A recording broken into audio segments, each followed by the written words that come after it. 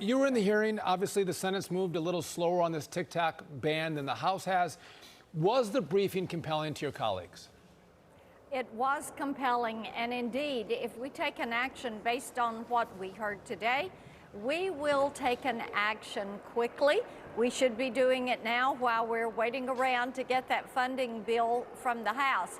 And you know, Sean, everything we heard today confirmed what we have been hearing and what we've been finding out about TikTok and their association with the Chinese Communist Party. They're owned by ByteDance. China has a national security law. Chinese companies and Chinese board members of companies like ByteDance share that data and information on users. And TikTok knows the other apps that are on your phone. They know your keystrokes. They know your relationships and your friends. This is something that we do not need 170 million Americans on because it is Chinese spyware. And we would never encourage a foreign adversary to be spying on our citizens with TikTok.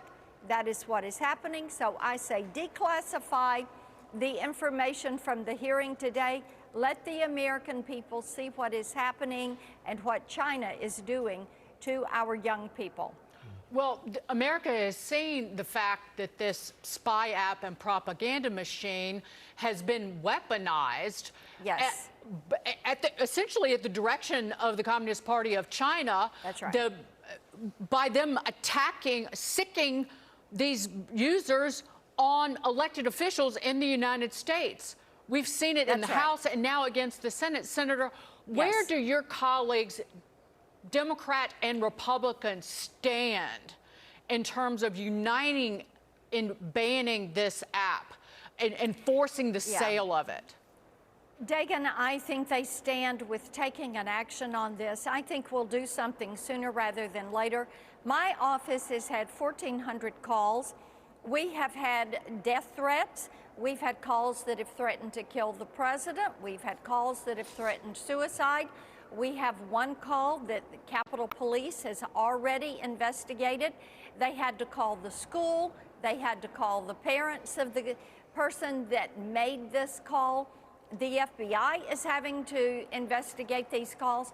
What these kids do not realize is they are committing a felony offense. They are committing a crime.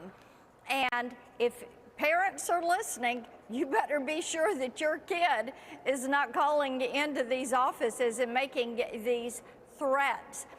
So I think you have seen how they will weaponize it. They take a young person, they have so much data on you.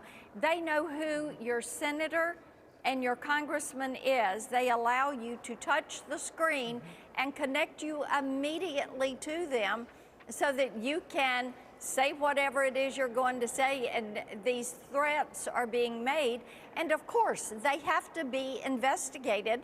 So thereby, Capitol Police and the FBI are having to investigate these. Well, if the Congress can't pass a ban now, it doesn't get any easier a year, 2 years, 5 years from now. So hopefully the Senate will act in a bipartisan fashion. Senator Marshall Blackburn, always a pleasure to see you.